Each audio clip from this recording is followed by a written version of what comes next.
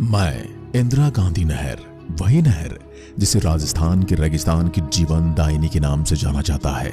मैंने बंजर रेगिस्तान में हरियाली लाने का काम किया है। जहां एक समय तपती धूप में जाना कोई पसंद तक नहीं करता था, वहां चेहरों पर मुस्कान और खेतों में खुशहाली लाने का काम मैंने ही किया। जैसा कि मेरे नाम के साथ भूतपूर्व प्रधानमंत्री इंदिरा गांधी का नाम जुड़ा है, तो आप लोगों को लग रहा होगा कि मेरा निर्माण इंदिरा गांधी ने करवाया होगा, लेकिन असल में ऐसा नहीं है। मेरा पुराना नाम गंग नहर था, जिसे बाद में बदलकर इंदिरा गांधी नहर कर दिया गया। मेरे निर्माण के पीछे और मेरा नाम बदलने के पीछे एक बहुत लंबी दास्तान है, जिसे आज मैं आपके सामने बताने जा रही हूं, जिसके लिए आप मेरे साथ अंत तक बने रहें। आपके सामने मैं कुछ ऐसी बातें उजागर करूंगी जो शायद आपने नहीं सुनी होंगी। मैं आपको इस कहानी के शुरू में लिए चलती हूं। थार का मरुस्थल ये दुनिया का 17वां सबसे गर्म मरुस्थल है। जब भारत और पाकिस्तान का बंटवारा हुआ तो ये मरुस्थल भी बंट गया। पाकिस्तान में सिंध और पंजाब को मिला इस मरुस्थल का एक छोटा सा हिस्सा, लेकिन भारत को इसका एक बहुत बड़ा हिस्सा मिला, और उसमें भी 90% मिला राजस्थान को। एक समय था जब यहां पानी खोजना भूसे में सुई खोजने के बराबर था, और गर्मी इतनी भयानक होती थी कि यहां से कोई भूलकर भी गुजरना नहीं चाहता था। यहां गर्म हवाओं के थपेड़े होठों पर पपड़ियां ला देती थी। यहां के लोगों ने गर्मी की हरमार और सितम को सहते हुए सैकड़ों साल बिताए थे, लेकिन छप्पनी अकाल ने तो तबाही मचाई। उसके बाद लोगों को पानी का इंतजार था। साल 1899 में पड़े सदी के सबसे भयानक अकाल, जिसे छप्पनी अकाल कहा जाता है, ने रियासत के राजाओं को पानी की समस्या पर सोचने को मजबूर कर दिया था। इस पर विचार कर रहे थे बीकानेर के महाराजा गंगा सिंह। उन्होंने कई लोगों से मशवरा किया और फिर नहर बनवाने की ठानी। जिस साल अकाल पड़ा था, उसी साल यानी 1899 में हिसार के टोहना में कंवर सेन का जन्म हुआ। कंवर सेन गुप्ता वो नाम है जिसे राजस्थान के कम लोग ही जानते हैं, लेकिन अगर कंवर सेन न होते तो न ही इंदिरा गांधी नहर होती, और शायद आप और हम भी पानी तलाशने की मशक्कत कर रहे होते, जितने की हमारे पुरखों ने की थी। वो कहते हैं ना, प्रकृति अपने साथ आसानी से खिलवाड़ नहीं करने देती, तो फिर मरुस्थल कैसे करने देता। 50 डिग्री से ऊपर का पारा, आंधी और तूफान, न मशीन और न टेक्निक और न ही इंजीनियर्स। इंजीनियर तो इस तरफ देखना तक नहीं चाहते थे, लेकिन उन कठिन हालातों में भी कंवर सेन ने महाराजा गंगा सिंह की राजधानी में नहर लाने का अपना सपना साकार किया। मेरे निर्माण में लाखों चुनौतियां आई, हजारों कठिनाइयां आई, और बहुत से लोगों ने अपनी जान तक गंवाई। मेरे निर्माण में किसने किया खून पसीना एक, और कैसे मरुस्थल के सीने को चीर कर एक 600 किलोमीटर लंबी नहर का निर्माण हुआ। आइए जानते हैं। राजस्थान के सबसे चर्चित रियासतों में से एक थी बीकानेर रियासत, जहां बीकानेर के राजा गंगा सिंह ने साल 1888 में गद्दी संभाली थी। वे खुले विचारों वाले और दूरदर्शी थे। साल 1899 में पड़े छप्पनी अकाल से जनता की आहें उन्होंने खुद सुनी थी, इसलिए चाहते थे कि पंजाब का सतलुज नदी का पानी लाकर नहर के जरिए जैसलमेर तक लाया जा सके, ताकि इस पूरे इलाके की पानी की समस्या खत्म हो सके। इसके लिए उन्होंने गंग नहर बनवाई। गंग नहर ने बीकानेर की सूखी पड़ी जमीन पर पानी तो लाया, लेकिन लोग नहीं थे। तो लोगों को बसाने के लिए उन्होंने घरों का निर्माण करवाया और जमीनें दी, जिसे आज आप गंगा नगर के नाम से जानते हैं। और लोग बहुत सारे पंजाब से भी बुलाए गए थे। गंग नहर ने मानो बीकानेर की दशा बदल दी थी। क्रांतिकारी प्रयास के कारण उन्हें आधुनिक भारत का भगीरथ भी कहा गया है। लेकिन पानी की कमी सिर्फ बीकानेर में नहीं थी, बल्कि चूरू, नागौर, जैसलमेर समेत राजस्थान के कई जगहों में थी।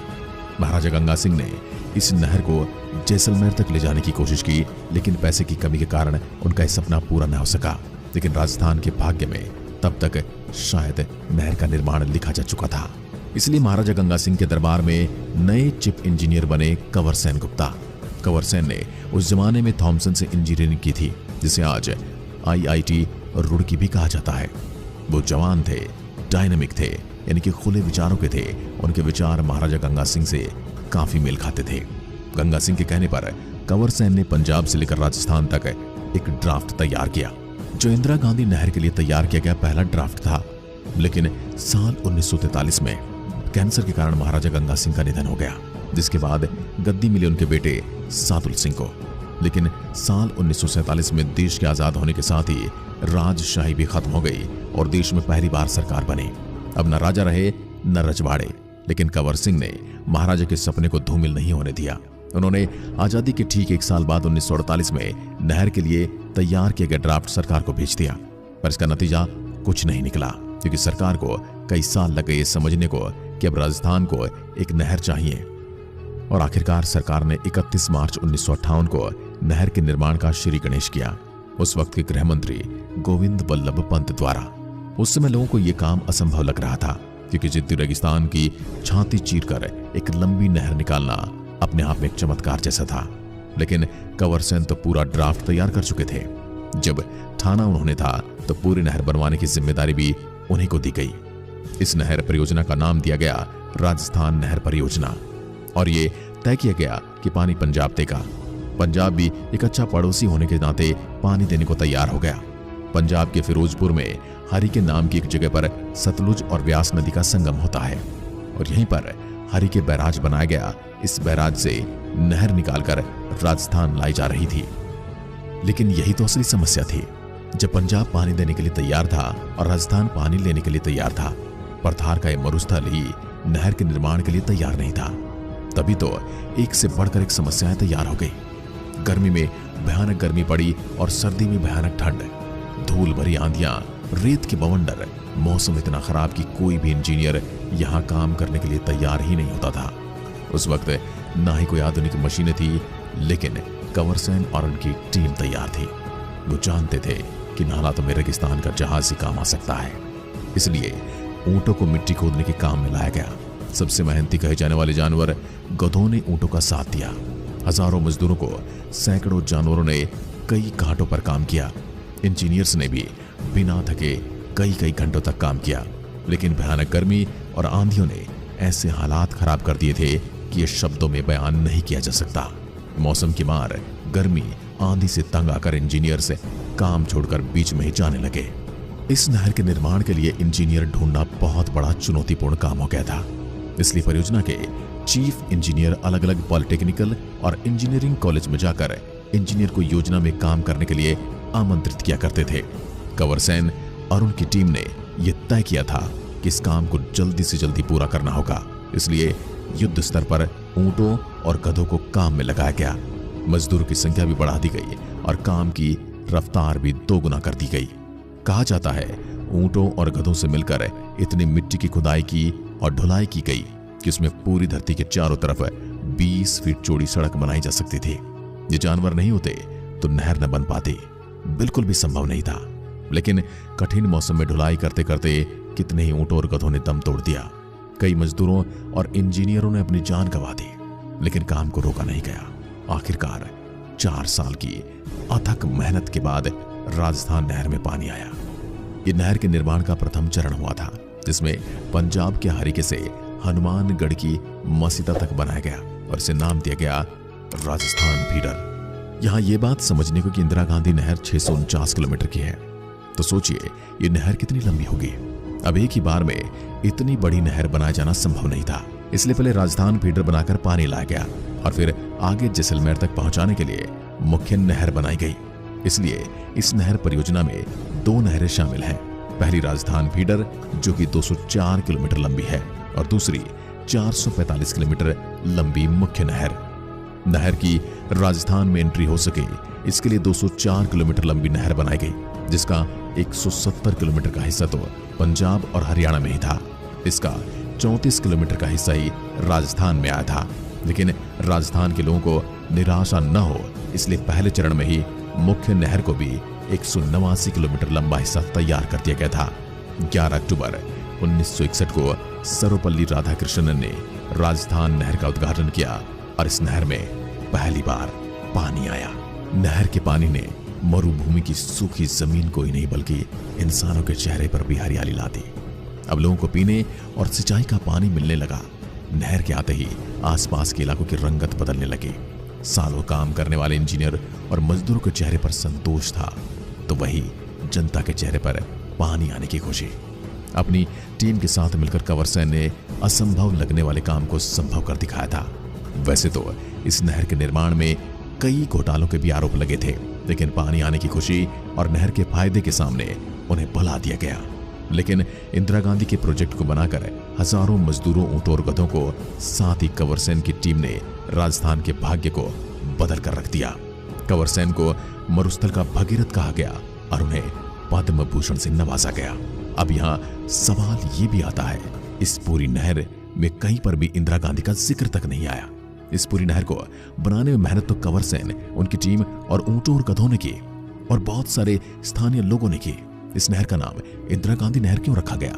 अभी तक तो यह नहर हनुमानगढ़ तक ही आई थी, तो यह जैसलमेर तक कैसे पहुंच आई? आइए जानते हैं अब आगे की कहानी। जैसलमेर तक नहर पहुंचाने के लिए हनुमानगढ़ के मसीतावली हेड से लेकर जैसलमेर के मोहनगढ़ तक नहर का दूसरा हिस्सा बनाना शुरू कर दिया गया।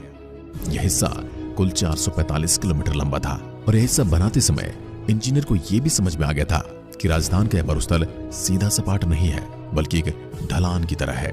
अब इंजीनियर के सामने सबसे बड़ी चुनौती थी कि ऊंचे तक पानी कैसे पहुंचाया जाए। तो इसके लिए इंजीनियर ने लिफ्ट नहर के जरिए पानी पहुंचाया। आज इस नहर के बगैर राजस्थान के रेगिस्तानी जिलों की कल्पना भी नहीं की जा सकती। इस नहर ने ऐसे क्षेत्र में पानी पहुंचा दिया जहां पहले साल में महज 10 इंच बारिश ही मुश्किल से होती थी। अब रेगिस्तान में एक तरफ हरियाली लहरा रही थी, जो रेगिस्तान कभी रेत के बवंडर उगला करता था, आज वो हरे भरी हरियाली भरे पौधे उगल रहा था। नहर के आगमन के पश्चात रेगिस्तानी क्षेत्र पूरी तरह से बदल गया। नहरी क्षेत्र की आबादी तेजी से बढ़ी, कई गांव व कस्बे विकसित हो गए, नई मंडियां खुल गई, कृषि आधारित उद्योग स्थापित हो गए। महज पशुपालन पर आश्रित रेगिस्तानी क्षेत्र के लोगों के समक्ष रोजगार के द्वार खुल गए। इस क्षेत्र का परिदृश्य पूरी तरह से बदला हुआ नजर आ रहा है। राजस्थान के लिए जीवन रेखा बन चुकी मैं वास्तव में अपने आकार व लंबाई के कारण एक नदी के समान हूँ। मैं पंजाब के फिरोजपुर के निकट सतलुज व व्यास नदी के संगम पर बने हरि के बैराज से शुरू होती हूँ। देश की सबसे लंबी ये नहर 649 किलोमीटर लंबी है, जिसमें से पंजाब से राजस्थान तक 204 किलोमीटर फीडर नहर, वहीं 445 किलोमीटर मुख्य नहर है। राजस्थान की सीमा पर इस नहर की गहराई 21 फीट व तल की चौड़ाई 134 फीट है। वह सतह 218 फीट चौड़ी है। हनुमानगढ़ के मस्तावली से लेकर जैसलमेर के मोहनगढ़ तक फैली मुख्य नहर से 9 शाखाएं निकलती हैं। सिंचाई के लिए इसकी वितरिकाएं 9245 किलोमीटर लंबी हैं। राजस्थान के 10 रेगिस्तानी जिलों के लोगों के हलक इस नहर के पानी से तर होते हैं। इसके अलावा कई बिजली परियोजनाओं के लिए भी पानी यही नहर उपलब्ध कराती है। नहरी क्षेत्र में 37 लाख टन कृषि उत्पाद होने के आसार हैं। साथ ही कभी पानी को तरसने वाला राजस्थान पूरी तरह से बदल चुका है। हरियाली से आच्छादित रेगिस्तानी क्षेत्र में अब पूरा परिदृश्य बदल चुका है। तत्कालीन प्रधानमंत्री इंदिरा गांधी के निधन के पश्चात 2 नवंबर 1984 को अन्य सरकार ने इसका नाम राजस्थान नहर से बदलकर इंदिरा गांधी नहर कर दिया। हाल ही में राजीव गांधी खेल पुरस्कार को मेजर ध्यानचंद पुरस्कार का नाम दिया गया। तब भी नहर का नाम पुनः गंग नहर करने की बात उठी, जिस पर आपका क्या कहना है? क्या वापस इसका नाम गंग नहर कर देना चाहिए? अपने विचार कमेंट बॉक्स में लिखकर जरूर दें। साथ ही अभी तक चैनल को सब्सक्राइब नहीं किया है तो चैनल को सब्सक्राइब करें और बेल आइकन को जरूर दबा दें। धन्यवाद। जय हिंद, जय भारत।